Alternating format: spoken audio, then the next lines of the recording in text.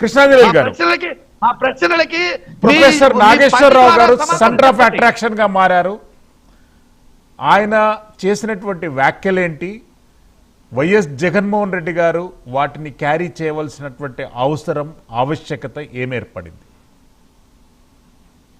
ఇప్పుడు వైఎస్ జగన్మోహన్ రెడ్డి వాళ్ళకి మాట్లాడండి ఆంజనేయులు గారు లాంటి వార్త, లడ్డూ లాంటి అంశం.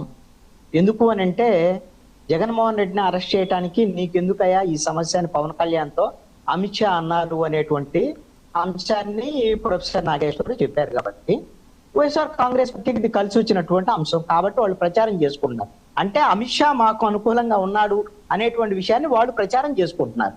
అయితే ఇక్కడ నేను తెలుగుదేశం జనసేన వాళ్ళకి నా ప్రశ్న ఏంటి అని అంటే, అసలు ప్రొఫెసర్ నాగేశ్వర్ మాట్లాడిన దానికి సంబంధించిన విషయంలో జనసేన వాళ్ళు తెలుగుదేశం వాళ్ళు ఎందుకు భయపడుతున్నారు, ఎందుకు దాన్ని వ్యతిరేకిస్తున్నారు అనేటువంటిది నా ప్రశ్న.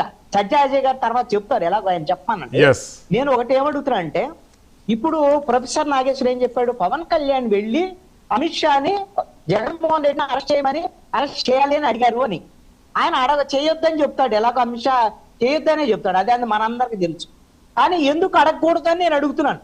ఇప్పుడు పవన్ కళ్యాణ్ వెళ్ళి జగన్మోహన్ రెడ్డిని అరెస్ట్ చేయమని అడగకుండా జగన్మోహన్ రెడ్డికి ముఖ్యమంత్రి పదవి ఏమని అడుగుతాడా? అరెస్ట్ చేయమని అడుగుతాడు. అరెస్ట్ చేయమని అడగకుండా ఇప్పుడు ఎందుకో అరెస్ట్ చేయమని అడుగుతాడు అని అంటే, ప్రజాధనాన్ని తిన్నాడు జగన్మోహన్ రెడ్డి అని 5 ఏళ్ల పాటు పవన్ కళ్యాణ్ చెప్పాడు. ఎన్నికల సమయంలో పవన్ కళ్యాణ్ చెప్పాడు. ఇలాంటి వాళ్ళందరినీ జైలుకు పంపిస్తామని పవన్ కళ్యాణ్ చెప్పాడు. అలాంటప్పుడు ప్రజాధనం తిన్నటువంటి జగన్మోహన్ రెడ్డిని జైలుకు పంపించాలి అని అంటే వీళ్ళ దగ్గర లేదు, ఆ కీ వీళ్ళ దగ్గర లేదు, పవర్ వీళ్ళ దగ్గర లేదు. వీళ్ళు రాష్ట్రంలో పవరే ఉంది, వాళ్ళు 8 మందే ఉన్నారు బీజేపీ, కానీ మొత్తం పవర్ అంతా ఢిల్లీలో ఉంది. కాబట్టి ఢిల్లీకి వెళ్ళి పచ్చలాడుకుంటున్నారు. పవన్ కళ్యాణ్ ఆ రోజున జగన్మోహన్ రెడ్డిని అరెస్ట్ చేయమని అడిగాడు.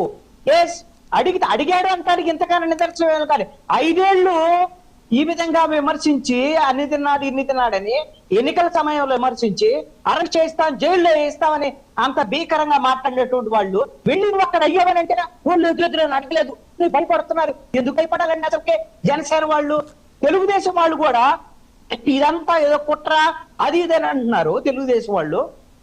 నేను ఒకటి అడుగుతాను, అసలు పవన్ కళ్యాణ్ అరెస్ట్ చేయాలి అనేటువంటి, జగన్మోహన్ రెడ్డి అరెస్ట్ చేయాలి అనేటువంటి అంశము ఎవరిది? ఇది మీ తెలుగుదేశం 5 ఏళ్ళు చెప్పినటువంటి అంశమే కదా. ఇప్పుడు కూడా ఈ రోజు ఎక్కడన్నా మీటింగ్ జరుపుకుంటే చంద్రబాబు నాయుడు ఏం చెప్తున్నాడు, తమ్ముళ్ళు మీరెవరు కూడా నేరస్తుల్ని రాజకీయాల్లోకి రానియొద్దు. నేరస్తులు అంటే ఎవరు? జగన్మోహన్ రెడ్డేగా. గొడ్డెల పార్టీ అని చెప్తాడు. గొడ్డెల పార్టీ వాళ్ళ దగ్గర నేరస్తుల్ని రాజకీయాల్లోకి రానియొద్దు తమ్ముళ్ళు చెబుతా అంటే నేరస్తులు ఎక్కడ ఉండాలి? జైల్లో ఉండాలి కదా. జైల్లో ఉండాల్సిన నేరస్తులు మరి ఎందుకు బయట ఉన్నారు?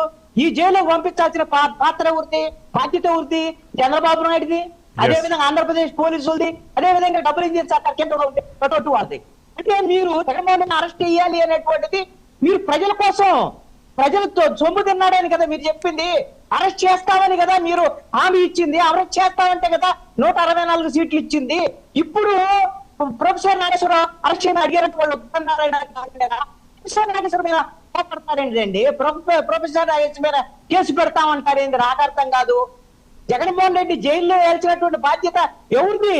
చంద్రబాబు నాయుడుది, పవన్ కళ్యాణ్ది, నారా లోకేష్ది, 164 మంది ఎమ్మెల్యేది, ఈ ప్రభుత్వానికి కదా. మీరు కూడా హామీ ఇచ్చింది. మీరు హామీ ఇచ్చినప్పుడు జైలు లేకుండా ఇప్పుడు ఎందుకు భయపడుతున్నారు? నాకు అర్థం కాదు. జగన్ జైలు అనగలోనే జగన్ జైల్లో వేస్తానంటే అంత భయపడేటువంటి వాళ్ళు లడ్డూలో దొరికాడు, నేను జగన్మోహన్ రెడ్డి నేను తెచ్చిపెట్టను అని చంద్రబాబు నాయుడు అంటాడు. ఎందుకయ్యా నీ భయం? అంటే ఈ 23 నెలల్లో వీళ్ళు చేసేటువంటి తప్పులు వీళ్ళు అవారాలు పొద్దున జగన్మోహన్ రెడ్డి జైలు వేస్తారని వీళ్ళకి భయం ఉందో తెలియదు. ప్రజలకు బాధ్యత వహించాల్సినటువంటి ముఖ్యమంత్రి, డిప్యూటీ సీఎం జగన్మోహన్ రెడ్డిని జైల్లో వేయటం కూడా మీ బాధ్యతే. ఎందుకు? మీరు చెప్పింది నమ్మి కదా నీకు 164 సీట్లు ఇచ్చింది. అజయ్ గారు, రాష్ట్రంలో రెడ్ బుక్ రాజ్యాంగం కొనసాగుతుందనే